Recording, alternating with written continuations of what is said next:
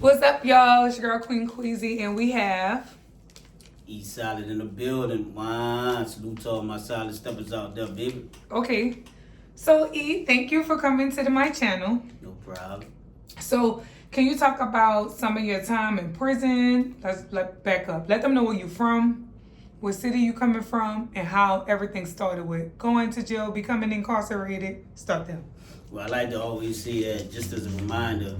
I like to say that really I was raised in penitentiary, raised in Angola, you know what I'm saying? And the reason why I say that is because a lot of people come home, especially if they're blessed to get back a life without parole sentence like I did, had life without parole, plus 30 years, judge had said I had to do life, die, come back, do 30 more. And I was blessed to make it out there with my wisdom and my knowledge with this law library, educated myself and came home, worked on my own case. So, but a lot of people get out here and they get caught up back into that old lifestyle. They get caught up back with the old people, the old hoods and shit like that, and they forget about the struggles and the pain that they endured while they was locked up and how bad they wanted to come home. So I would remind myself, it's like, I don't say I'm from Angola, but like to say that's where I was raised at. You know what I'm saying? Because it keeps me grounded, it keeps me focused that I don't get too loose out here and forget where I'm at. But I'm from uptown New Orleans, Kenner. We stayed across the river. We stayed all over New Orleans and the surrounding areas, you know. So I salute all of them and represent all of them, you heard me? Okay. So, what was you convicted? Like, how did you go to jail? Like, what was your... Okay, first question. How old were you when you went to jail? 16. So, what was you doing as a 16-year-old that got you in jail? Well, 13, I got hooked up on some armed robbery charges. So I had kind of like, I was out there. You know what I'm saying? My man was ringing in the streets and shit. I was out there.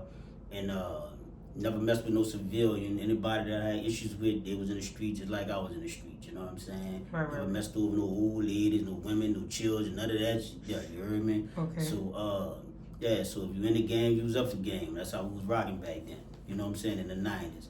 So, so after that, at 16, a murder happened. White drug dealer was out there doing this thing. He got, unalived, and my name popped up. They came and got me, and they told me they laid 6 photographs before me, and they said, just pick any one of them, and we'll let you go since you're 16. I said, man, my integrity just and principles and morals just wouldn't allow me to do that. So I didn't do it. So I got, they convicted me with no murder weapon, no eyewitnesses, no fingerprints, no DNA, and 2 jurors found me not guilty. So I got railroaded. Yeah, I was about to say, so they didn't really have no physical proof for real, right? None whatsoever. And it took me 9,125 days to get that time back and come home. 25 years. Man, well, thank God. God had a different plan for you. Yeah. I know you mentioned the law library.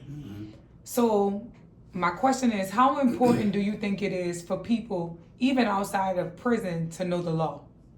Oh man, they keep sweating me to this day. I got a partner and all kind of like, do your law library channel, do your law. So I'm about to be cranking up Solid Point of View. You heard me, y'all. Make sure y'all check that out. The law library with Esolid. It's imperative, especially us as black people, know the law. It's imperative. We think that when we out and about, this was the main thing I used to see when I used to read cases and help dudes come on. The main thing I see that got them locked up was their mouth. They thought that they was too slick. They thought that they were trying to talk boo, and they got convicted by their mouth. Their mouth told people everywhere. Now, I know some people that was blessed. One dude told them what a gun was and everything.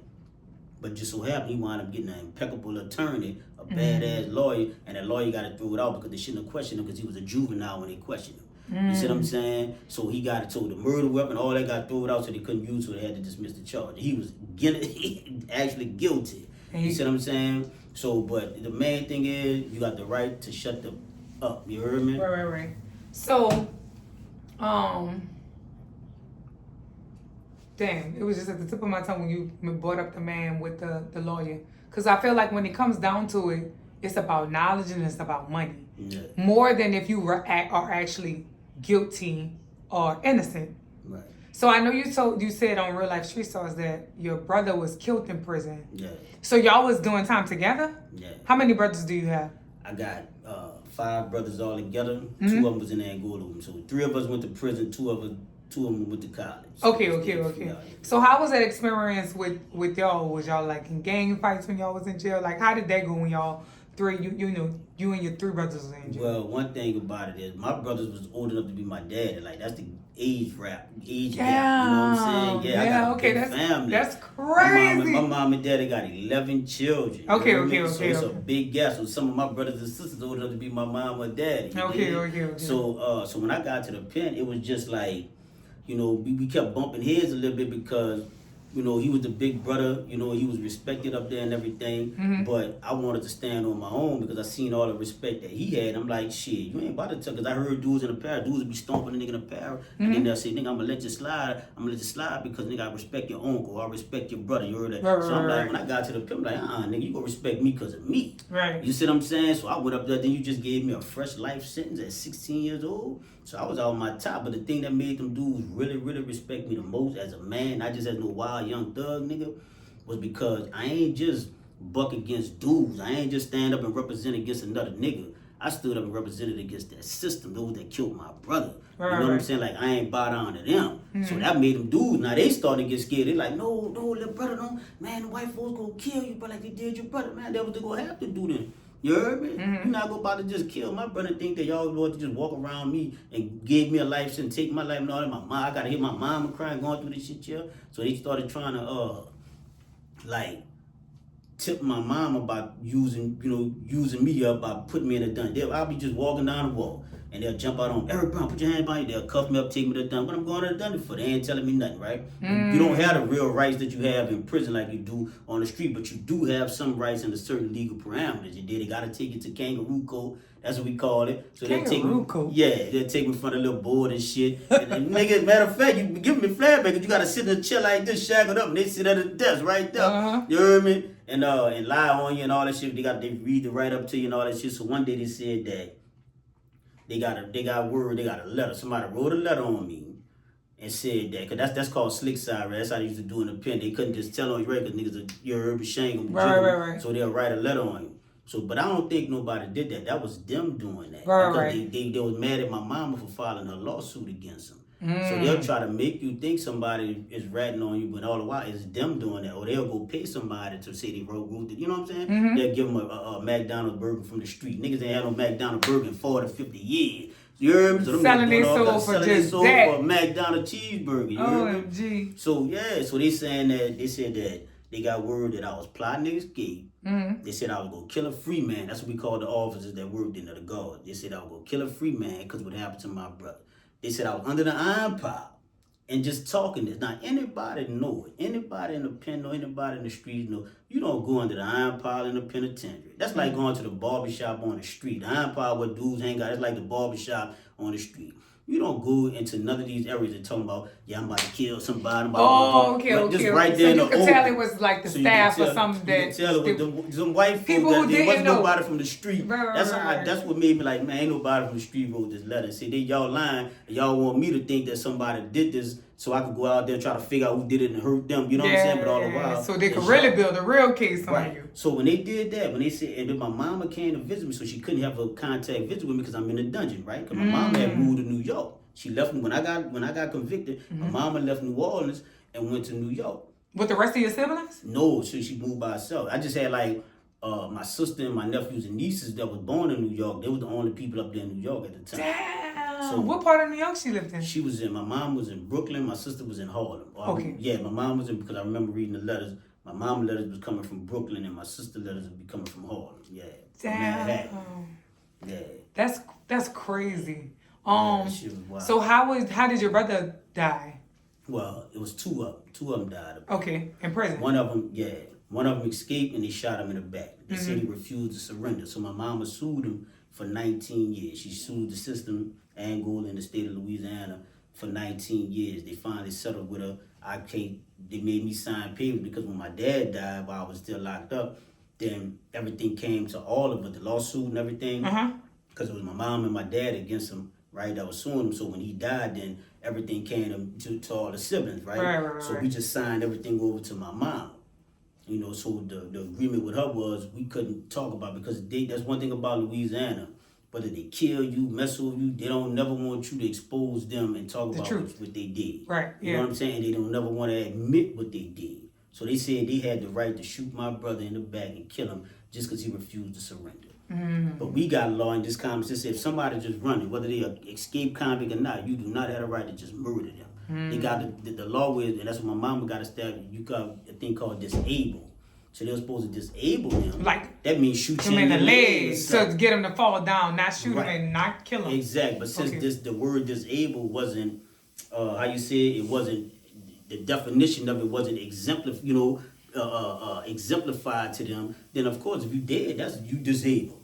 You know what I'm saying? So they were taking that term disabled to the extreme, but they had a saying, if you black, you don't come back. So everybody knew that, and my brother knew it. You know what I'm saying? That's why, I could find peace with it, because he died the way he wanted to die, because he understood what the rules was. Right. The unwritten rules at that. If you escape and you black, you don't come back, meaning they will kill you. But if you white, man, so many white boys escape, man, they'll go in the woods with the hound dog, the chase team, catch them, bring them back, put them in the cell for a little while, lock them down for a couple of years, boom, next thing you know, he back in population. But a black man, he escape, he get killed. So you think, even outside of prison, because, I mean, even in the real world, it's a real threat? Like, black men are a real threat to just the white society and white people? They just see us as a threat, like people? Well, it started from, it was before this, but a lot of it heightened in the 90s when I got locked up in 94 was because Clinton and Hillary the three-strike thing? Clinton, well, not just that, but they the ones that coined the term urban terrorists. So they made us, so even though I was 16 years old, I was barely 100 pounds at the time. You heard me, short, little bit of dude, that made mostly white people look at me though like I was just some big, some monster or something. You know what I'm saying? This is the biggest I've ever been in my life. So at that time, at 16 years old, there was no reason for them to look at me as no monster, as no threat, to say, well, they got to give me life without parole. For real. Yeah, you know what I'm saying? Well, they got to give me life without parole plus 30 years. And I'm going to say this again, with no murder weapon, no eyewitnesses, no DNA, no fingerprints, nobody saying I did it, and 2 jurors found me not guilty. Like, come on, man. You ever thought about suing them?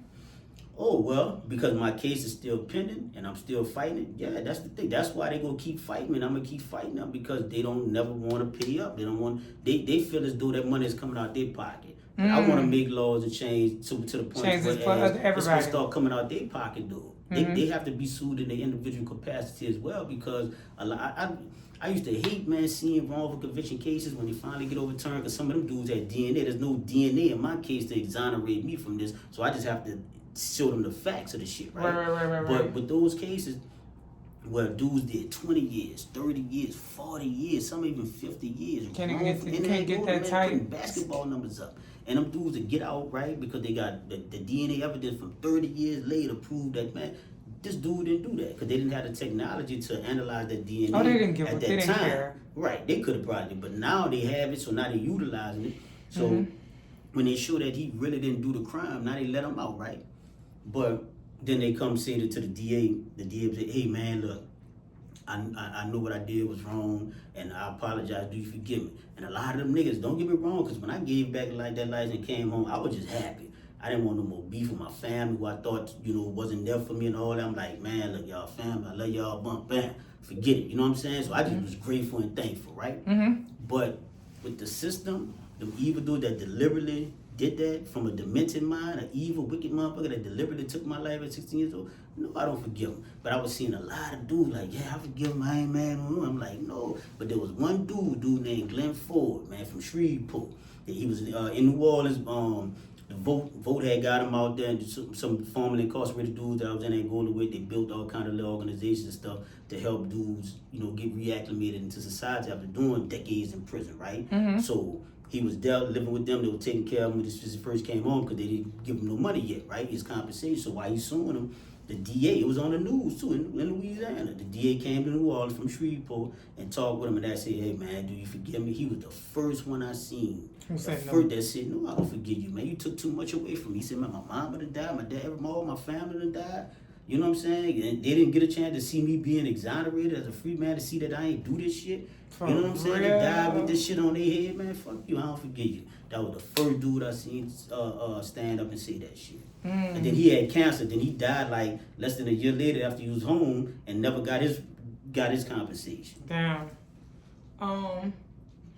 Let's back up again. I'm gonna stop.